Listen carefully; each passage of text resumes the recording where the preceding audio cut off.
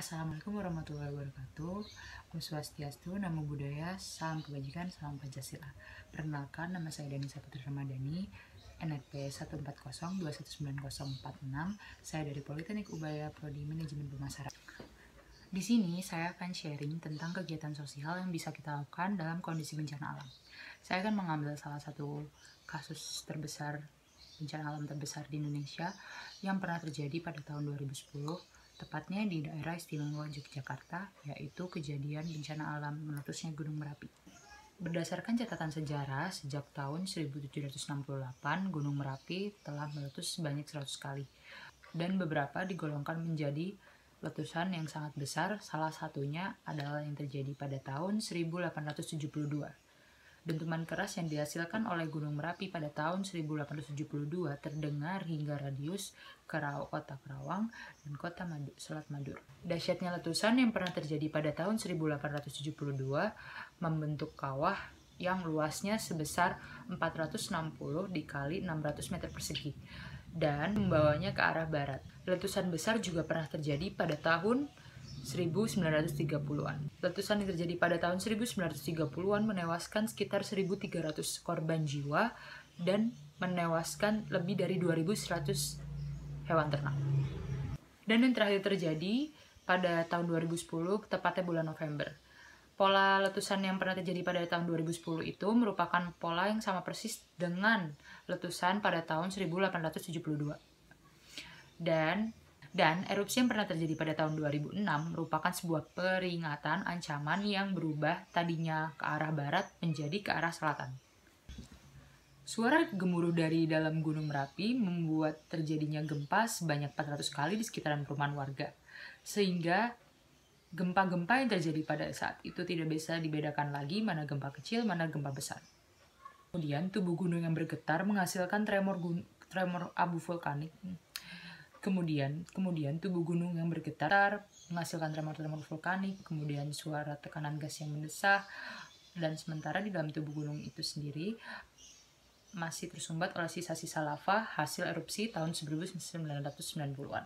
Akhirnya, pada tanggal 25 Oktober 2010, pada sore hari ditetapkan status Gunung Merapi yang tadinya masih siaga ditetapkan menjadi status awas. Masyarakat yang beradius 8 km dari Gunung Merapi pun disarankan untuk segera pergi menuju ke pengungsian atau tempat yang lebih aman. Pada tanggal 26 Oktober 2010, letusan pertama terjadi pas pada sore hari. Dan itu menewaskan 39 orang korban jiwa, yang salah satunya adalah tokoh adat Gunung Merapi, yaitu Mbah Marijan selaku juru kunci gunung tersebut. Dan pada tanggal 5 November tahun 2010, tepatnya pada pukul dini hari, Gunung Merapi mencapai puncak erupsinya, yang membuat tingkat radius aman ditingkatkan menjadi 20 km untuk kota Sleman, 15 km untuk kota Magelang, lalu 10 km untuk kota Boyolali dan Klaten.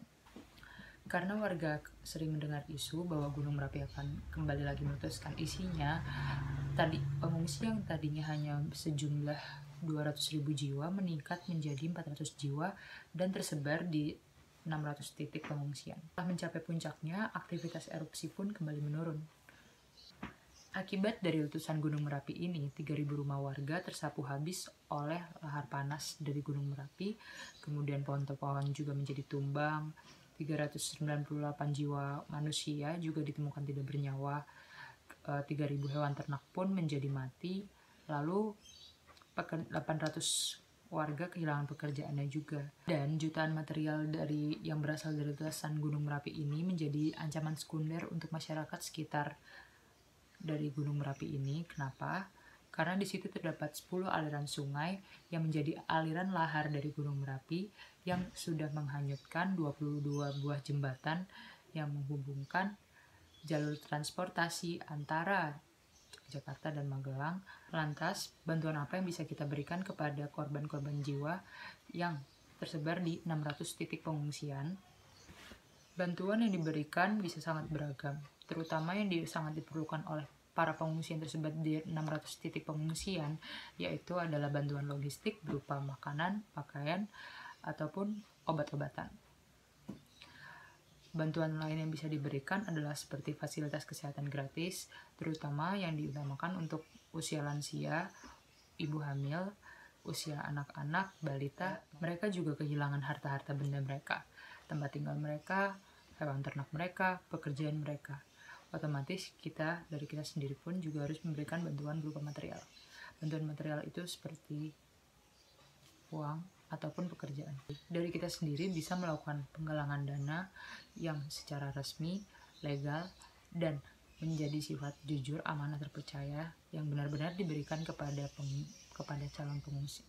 Kita juga bisa memberikan sosialisasi bencana alam berupa penanggulangan bencana setelah terjadinya meletusnya Gunung Merapi ini. Oke semuanya, cukup itu saja dari saya. Kurang lebihnya mohon maaf jika ada kesalahan kata maupun perbuatan yang telah saya lakukan di sesi sharing saya kali ini. Terima kasih telah mendengarkan sharing saya kali ini. Semoga bermanfaat. Jangan lupa tanamkan nilai-nilai Pancasila yang sudah ada. Jangan lupa selalu sebarkan nilai positif. Jangan sebarkan nilai kebencian. Spread love not hate. Kurang lebihnya mohon maaf. Wassalamualaikum warahmatullahi wabarakatuh.